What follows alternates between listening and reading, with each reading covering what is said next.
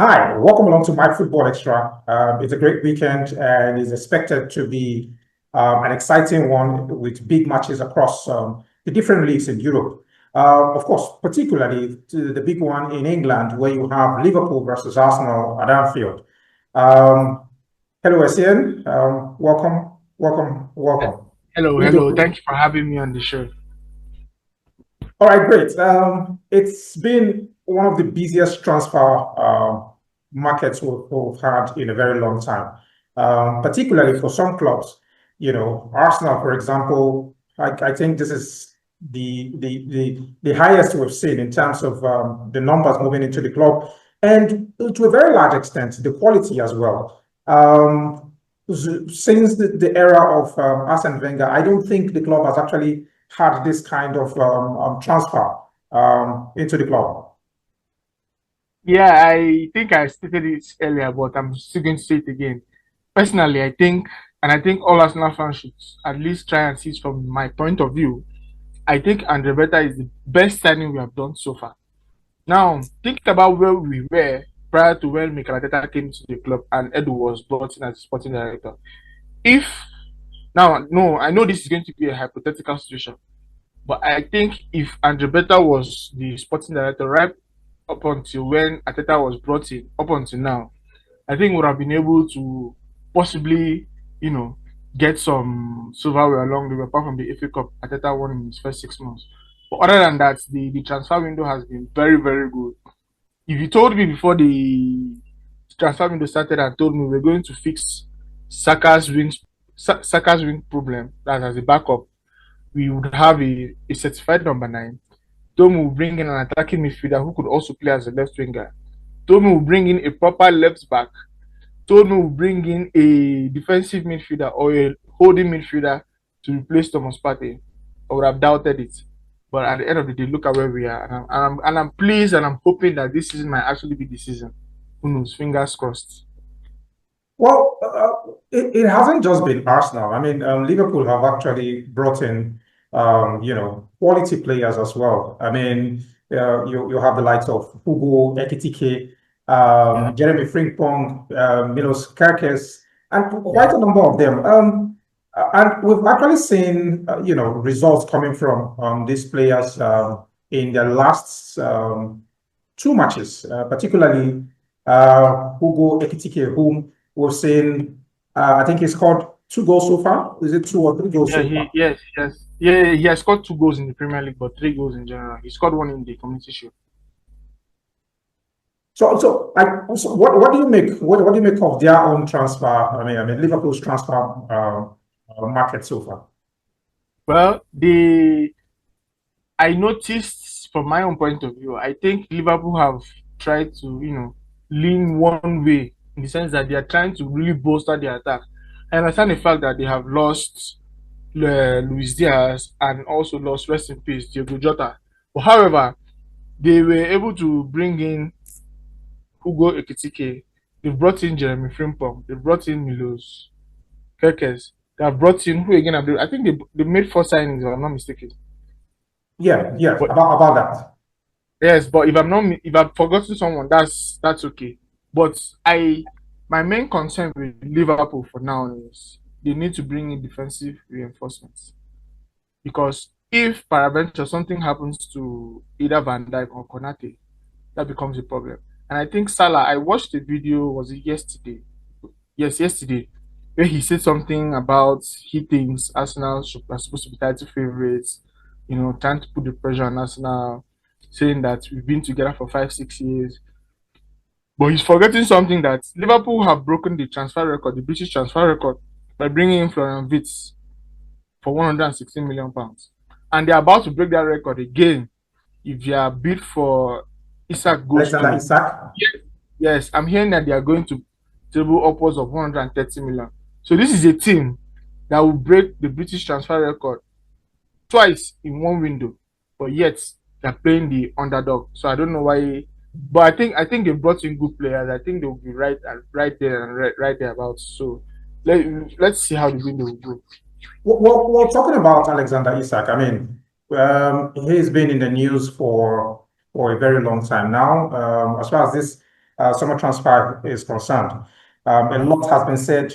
A lot of focus has been on his own area as well because there's a tussle.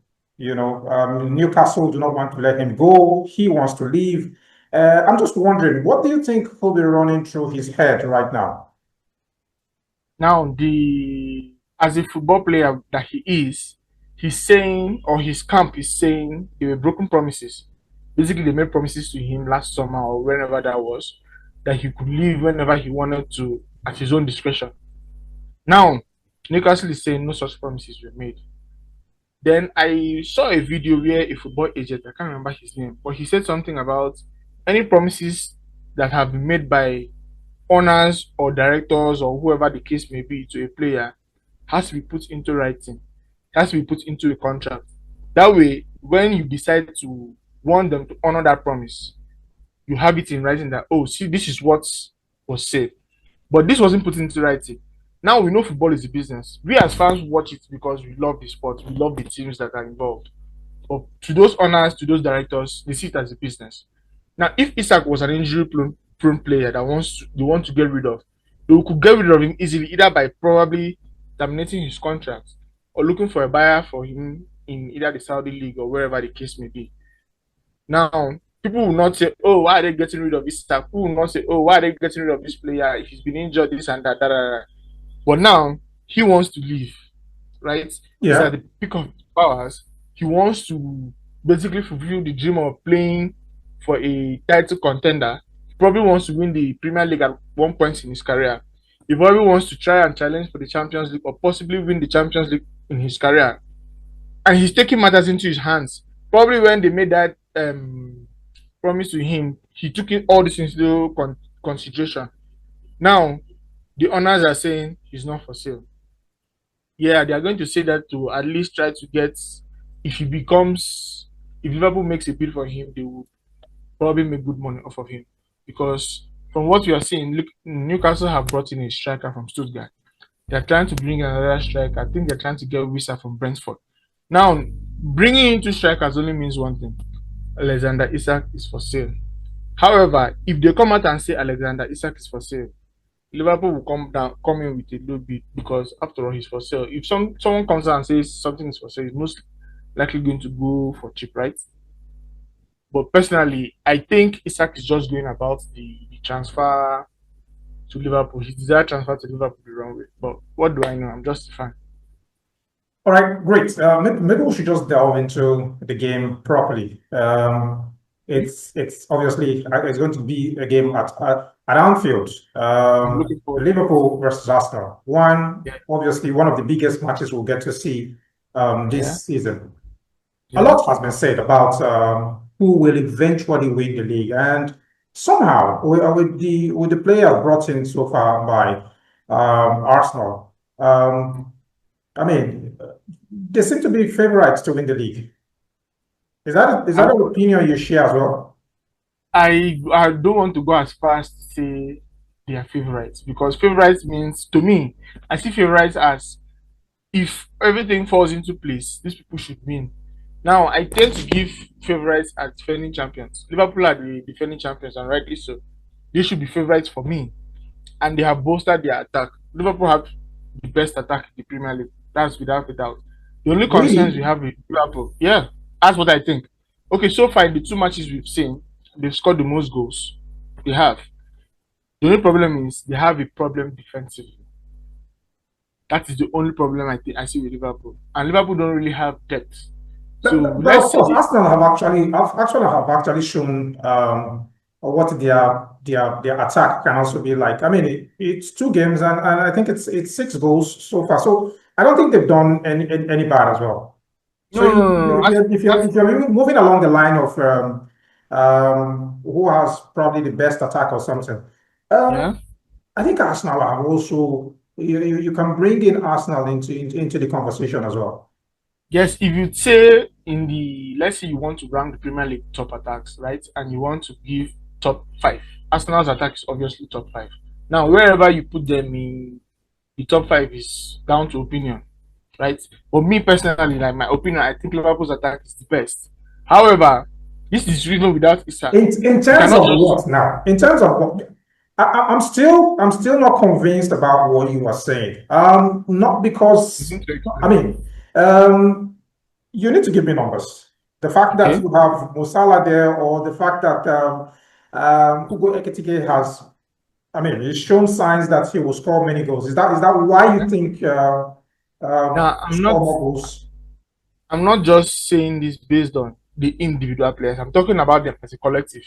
Now, Liverpool's attack. Liverpool are the, let me not say only team. Liverpool are one of the best teams in generating chances. Look at the chances they create in games. Okay, let me take the Community Shield as an example. If you saw that game, Liverpool looked like every time they were attacking, they would score. Right? By that, I mean they are able to create half decent chances, almost clear cut chances, almost every time they create. Doesn't mean you would score them.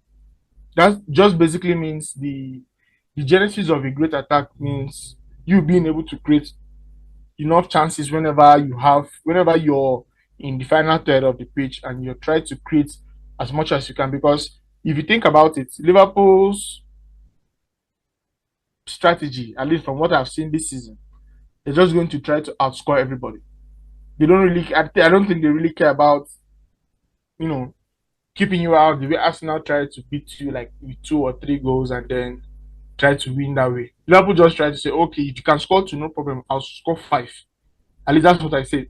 I that's what I noticed because there was an interview after the Bournemouth match where Carragher asked Arne Slot that he noticed that Liverpool's strategy has just been back and forth, push a lot of numbers up the pitch and try to, outscore the opponent. And he said, and Slot said, now I might paraphrasing here, but what he said was he notices that this is what is happening. He notices that the players are almost doing all attack, which is not really the ideal way. But he's trying to make sure that he's less defense, which means whenever they're attacking, and let's say they lose the ball and the opposition try to go the other way, counter attack. He wants to try to make sure that the team balances the way their defense is set so that not every counter the opposition have will result in a chance created for them. Basically, what he was trying to say. So I think they're trying to figure out that balance. Hopefully, Arsenal will be able to, build a good lead before they figure it out. All right. So still on the attack now. Let's maybe a little focus on the players now. Arsenal Yeah, brought in Victor Gyökeres. yeah, A whole lot was said about this guy before he came in. The fact that he had scored 97 in 102 appearances yeah. for But this one, Sporting now, and I mean, you would expect that with the kind of money that was spent on him, and then the fact that this record is coming. I mean, he's had this record with him. You would expect yeah. that he shouldn't be scoring less than 20 to 25 goals this season. That could be Now, some level of pressure on him. But I mean, do you think he has actually shown with 2 matches played so far in the Premier League? Do you think he has shown that sign that he could actually not disappoint as many people who have actually put in their faith in him that he will score those goals? What have you seen so far about him?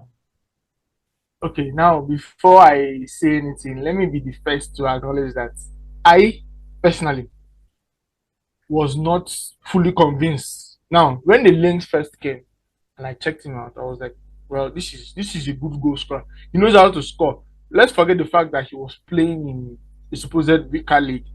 No disrespect to the Portuguese league, but he or forget the fact that he was playing against lesser opponents. No disrespect to them. But if you think about the fact that he knows how to score, I think last season he scored about six, maybe 8 Champions League goals if I'm not mistaken, right? Now, this is someone who knows how to find the back of the net. This is not someone who manages to say, okay, in a few see 97 goals in 102 matches. Those are Lionel Messi kind of numbers. Those are Cristiano Ronaldo kind of numbers. Yes, they might have come in a weaker league, but then now this is what I think. Vitor Gyökeres is what we used to call an old school number 9. He looks like the likes of the Alan Shearer and the rest, where his concern is, I want to score, I want to score, I want to score. Now, he might not be the ideal striker, the kind of striker Arsenal typically goes for, right? But then again, the kind of strikers we typically go for might not be what we need to get over the line. Do you get? Arsenal have the control, Arsenal have the the tactics or the instructions capable of pushing a team, controlling a football match. But what we lack is transition power. And Victor Gyökeres is a transition threat. Now we were able to bring in Eze also. We were able to bring in Madueke. The two of them should significantly increase our transition power and transition goals exponentially. Take a look at the first goal he scored, the beginning of second half against Leeds. That's the kind of goals we would expect a centre forward to score. Now, I don't know if he would score up to 25. Now, do you mean 25 Premier League goals or 25 goals in general, all competitions? Sorry, I didn't get that. Do you mean 20 to 25 Premier League goals or 20 to 25 goals in all comps? No, Premier League goals. I am hoping at this point he's able to score up to two. But I think the minimum I would expect for him to score is 17 to 18 Premier League goals. 20. 17 to 18. The main reason I'm saying this is because Kai Havertz is not going to be around, like November, right? So he's going to have a long run of games where he will most likely be playing games and finishing games, and then we create a lot of chances. So well, I'm going to put my foot down and say I should expect him to score 25 Premier League goals. Well, okay, that settles it. Another player who was actually in the news, as far as this transfer market is concerned, last week was Eberichi Eze. I mean, Yeah. we saw all that happened. What looks like a robbery, Arsenal actually did over Tottenham. Some actually said it was a coup. I don't know what you make about that, but that's not even the point. Do you expect him to start tomorrow? And if he will start, where do you see him playing from? Well, the two questions you asked me if I expect him to start and if he starts, where he will play from, are contingent on two things. Is okay, we know Saka is out already. Yeah. Is Martin Odegaard already? Is Martin Odegaard available to start the game? If he's available to start, then Mikel Arteta might decide to start him on the left. Now, okay, let's go with the premise that Do you think he should start? Do you think he should start? I think he should start. Yes, I think he should start. I mean, he has not had any match with you. The best he has had is just probably training with the guys. But you don't think it will be too early to start in a big game as Liverpool? This is I think Beresheze is made for this kind of moments. Imagine either of us as Arsenal fans getting our lifelong dream of having to play for Arsenal. That's what Eze is going through. He's a lifelong Arsenal supporter. He has gotten his dream move. He has wanted this all his life. So he's going to. I think he might even ask Mikel Arteta, boss, what do you think? I want to start. He put his foot down and say, I want to start in this game. I am ready to start if you need me. So I expect him to start. Now that depends where he would play. Now depends on what happens with Martin Odegaard. If Martin Odegaard is available, Arteta might decide to play him on the left wing. But if Odegaard is not available, I think he might decide to play him as the number 10 behind Victor Gyökeres while deploying Rice and Zubimendi double pivots. What about Noni Madueke? I think he showed signs that he will. I mean, he's better fit on the right wing. You also share that opinion because you could see immediately after Bukayo Saka was withdrawn from the game, we saw him moving over to that side, and we saw how effective he was all through that period. Now, obviously, Bukayo Saka is certainly not going to be in that game. Yes, he Do you was. also fancy Noni Madueke starting in the game tomorrow? Yes, I fully expect Madueke to start on the left. I am very certain he will start. Sorry, on the right. Sorry, seeing as Bukayo Saka is not available, so I fully expect him to start. And then the left wing is where the potential dilemma is: would Martinelli start, would Trossard start, or would Eze start?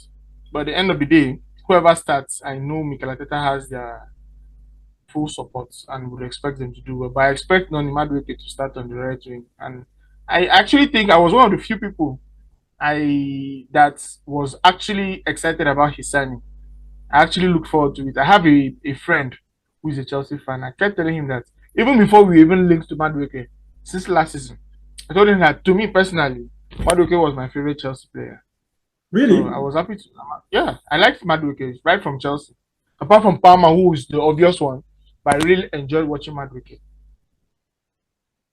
Okay, So I think so he will. last season, I mean, at Yeah, Anfield, if yeah, I don't know if you could remember, Arsenal actually came from, I think it was 2 goals down to yeah, eventually two goals down. um, put a draw in the game. What do you Yeah, think, with the sharpness we've seen so far, the attack, yeah, and yeah. maybe before we even talk about that, one thing has actually been seen in the Liverpool team, which is more like a flaw on the team, and that is their defense line. There seem not to be that coordination in the back four. You think it's an area Exactly. Arsenal might want to take advantage of? Exactly. Now, which goes back to the point I made earlier, where and Slot was talking about their rest defense. Now, Liverpool tend to go all out to attack. And if you go all out, if they go all out, if they decide to stick to that same game plan tomorrow, try to go all out to attack. This leaves space behind for the a team who is transition based. Basically, if you have a team that is good in counter and transition, and I don't think there's a better front three that Arsenal could deploy for that game than Eberechi Eze, Madueke, and Victor Gyökeres. Those are transition players. Those are their that is basically their bread and butter. So if we are able to deploy the three of them, I think we'll do well. I don't think I've ever said this before going away to Anfield, but I think we could win tomorrow. Honestly, Well, this is the first time. a lot. I mean, a lot of people have also argued that Mo Salah has had, a lot of his goals influenced by crosses from Trent Alexander-Arnold, Arnold, yes, yeah. in the past. Yeah, Um, I mean, we've also seen that he has also used all of that against Arsenal as well. yeah. Trent Arnold, uh, what's the name again? Trent Alexander-Arnold. He's certainly not in the squad again. Do you think these absences actually, in any way, so whether at the defense line or in terms of supply, um, for the attackers now, do you think it has in any way affected the team? Because his replacement, I suppose, is Jeremy Frimpong. Yeah. Now, I don't want to say it has affected because look at Liverpool. Liverpool have been able to score 8 goals in 2 games. That doesn't sound like an attack that is deprived or missing a particular player. However, I think it has affected the way Arne Slot wants to play. I think they are still trying to find a certain level of balance. They're still trying to see if they can look for a different kind of player to fill that role. And from what I am seeing, it looks like that person would be what's his name, Zoboslai, Dominic Zoboslai. Now, I don't think that has affected Musala a lot because even though some of his goals come from transition where Trent Alexander-Arnold sends in the ball and then he makes his wiggles. You know how Salah can be sometimes. He wiggles his way into the box and then gets a shot off. Now, I think Liverpool's main problem is just finding the balance. That is their main problem now. They need to be able to know when to push the attack to the maximum and when to, you know, keep some players back to defend in case of transitions. Now, I don't. I sincerely hope they don't figure it out by tomorrow because I really want to win. But at the end of the day, we know and Slot is an experienced coach. They have a lot of experienced players in their squad, so I think they'll be okay. In the long run, they'll figure it out. So what is it about left backs that Arteta has actually spent so much on? Um, Now I can understand that Zinchenko might be on his way out, but there seems to be an influx of um, players in that particular position. I mean, you have uh, Jurgen Timber, who can actually play that position. You also Yeah, have they just brought in Piero Nkapi, and then yeah. you still have the Italian. What's his name again? Ricardo Calafiori. Calafiori. Calafiori is Yeah, there, and yeah. so we're talking about 4 or 5 players who can actually play in that position. What is the obsession about having left backs or in that Arsenal team? I don't really think it's an obsession per se. I think Mikel Arteta was looking for a certain kind of profile. See, the profile he's looking for. Now, I'm not saying it for a fact, but from my observation, is what Calafiori is. The only problem was Calafiori feels like or looks like he's a little bit injury prone. Like last season, he was injured a lot, so it forced Mikel Arteta to try to do makeshift stuff. Either Kivio would be there, Maslow, Skelly is there, but I think when fit, Calafiori is his first choice. However, Arteta wants to build a team where he can have two quality players jostling for the same position. I don't think he really believes in backup anymore. I think he's looking for he wants a certain level where if a player from let's say your right back is unavailable, whoever is available, the next man up should be able to maintain a certain standard or certain quality in the team, right? So with Hinkapi that is coming in, Hinkapi feels like the the right-sided or a left-sided Ben White, but with defensive capabilities of Julian Timber. You get, and he overlaps a lot. So he's going to work very. Me personally, I think he's going to work very well with Eze, because if you have a overlapping left back or overlapping full back, Eze can now Okay, push in, Martinelli can now push in. But I think it's not an obsession. I think he has gotten what he wanted so far. okay. Um, so just before I let you go, do you think this is the season for Arteta to win the league? Yes, not for him to win the league. This is the season I know he will win the league. If he Say that doesn't win the again. league, now I'm not putting any pressure. But personally, I will give Arteta 2 more years to win the league. Personally, you Now, do what? I will give him 2 more years this season and the next to deliver us the league or the Champions League. Either of those two, he has to do one You more don't year. sound like you're convinced that he could win the league this season. Now, That's I'm not not a convincing saying, statement you just made. I'm not saying, well, okay, let me put it this way. Personally, I'm giving him a 2 year window, right? But I know, I believe we would win the league this season. How does that sound? Is that better? Okay. Because if you think about the perennial three teams that are supposed title contenders, Arsenal feels like the most balanced team. You get, it feels like this is the Listen, time. I know we keep saying this, but this feels like the time. okay. Finally, Yeah, your yeah. prediction For the game, for the game, are of you looking course. for a score? Are you looking for a score line or you're looking for a win? Sorry? If I'm going for a score line, I'm saying I think 1-3 No, Arsenal. no, no. I don't want you to drag. I don't want you to drag this. Just give me a prediction. What do you think? 1-3. What is going to be Three your one in favor final? of Arsenal. 3-1 in favor of Arsenal. You are so sure about that? Well, it's a prediction. It can't be too sure, but that's what I believe will happen. 3-1 to Arsenal. Yes. Maybe you can just back it up by telling us the players you The think goal will, scorers. yeah, the goal scorers. Okay, this is what is going to happen, right? Arsenal will score first. Madueke is going to score first. Then Liverpool will equalize. We'll go into halftime 1-1. Now, Liverpool's scorer will most likely be Ekitike. And then Gabriel will score midway into the second half.